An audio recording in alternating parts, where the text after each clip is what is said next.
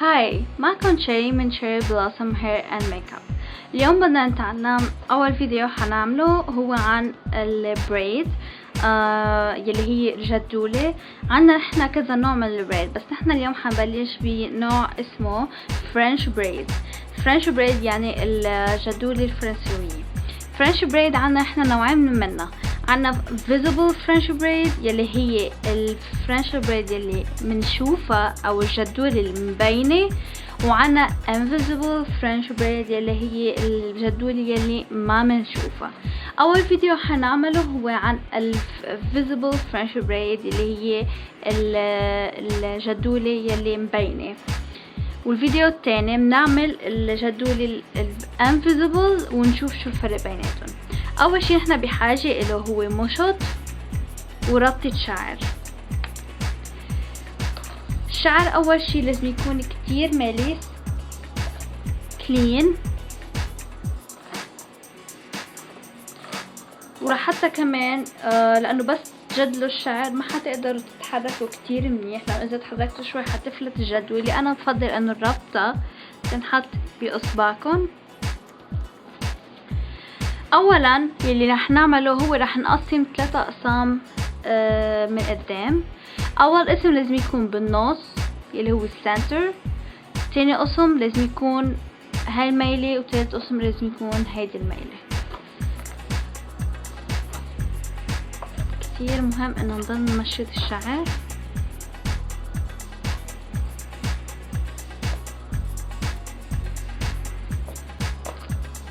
اول قسم هو القسم يلي بده يكون بالنص، واهم شي انه الخطوط اللي هون او فينا نقول عنهم اللاين لازم يكونوا كتير نضاف، يلي هو معناته انه يكون الشعر ماليس، ما يكون الشعر فايت ببعضه.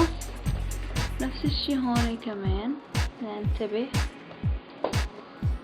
مثل ما قلت لكم كتير مهم التمشيط. تاني جزء فيكن تاخدوا قد ما بدكن، بس انا بفضل اول جزء يكون شوي كبير، يعني تقريبا هالقد ما هي مسافة الاصبع. فيكن انا عطول، انا بالنسبة الي حسب اكيد كل واحد كيف بيرتاح، انا بحب اقسم التقسيمات باصبعي، بحسها اسرع من المشط، لان المشط بياخد من وقتي، فرح استعمل هلا اصبعي. وفيكن اكيد تستعملوا المشط حسب ما انتو بترتاحوا. وهون نفس الشي، هون اهم شي كمان خلوا القسم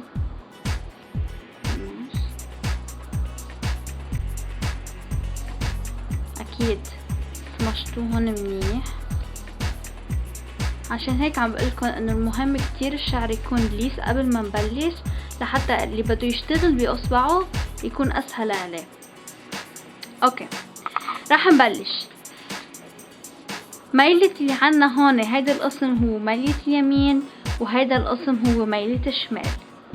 العملية كلها لحتى تكون الجدولة مبينة هي انه كله راح يكون تحت بعضه. يعني كيف؟ شو معناته هيدا الشي؟ معناته ميلة اليمين بدها تكون تحت الجزء يلي بالنص، ميلة اليمين بدها تكون تحت الجزء يلي بالنص. هلا الجزء اللي كان هاي الميلة صار بالنص، الجزء يلي عالشمال كمان منجيبه ومنحطه تحت الجزء يلي صار بالنص ومنشدهم. هلا نحنا لازم نبلش نشيل من الشعر ونجمعهم مع بعض، بس اول مرتين ما بنعملها لحتى نثبت الجدولة من فوق. فبنرجع نعمل هيدي تحتها اللي كانت على ميلة اليمين تحت النص، واللي كانت على ميلة الشمال تحت الجزء يلي صار بالنص. نرجع نمشط هلا. انا نصيحتي لكم لحتى يكونوا كل الاجزاء متساوية، كمان اطلعوا على اصبعكم، شوفوا هيدي المسافة وخدوا على قياس هيدي المسافة.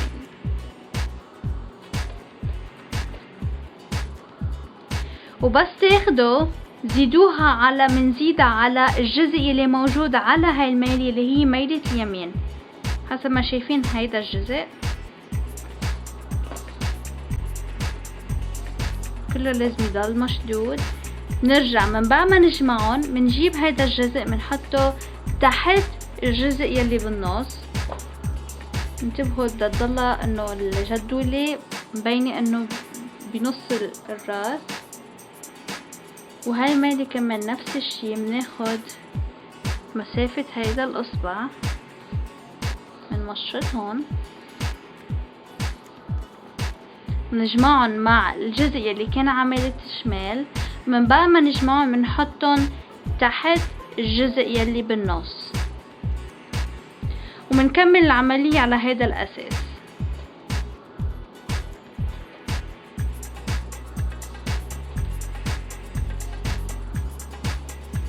فإذا نجمعهم وبنحطهم تحت الجزء يلي بالنص.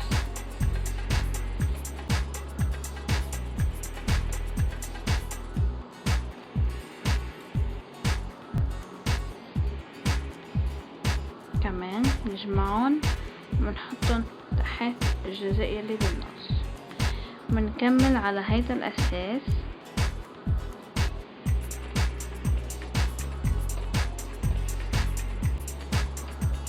ما تنسوا أهم شيء الشعر بده يضل مشدود.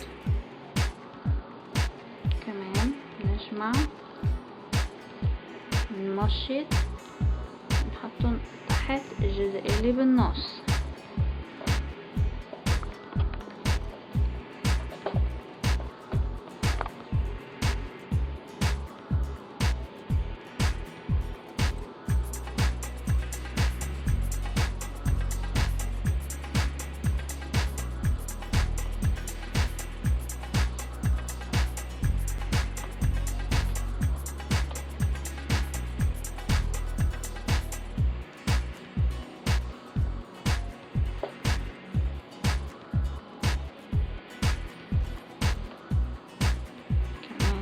لازم تكونوا كتير نضاف،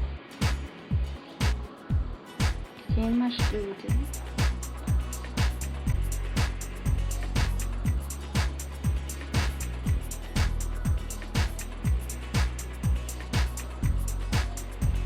إذا ملاحظين قدي عم شد لحتى يكونوا كلهم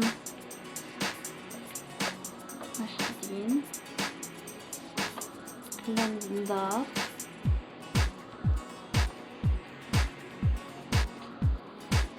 بعد ما نخلص هاي نشدها كتير منيح،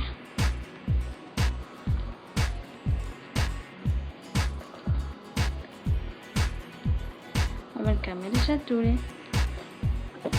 وهيدي هي الفيزيبل فرنش بريد.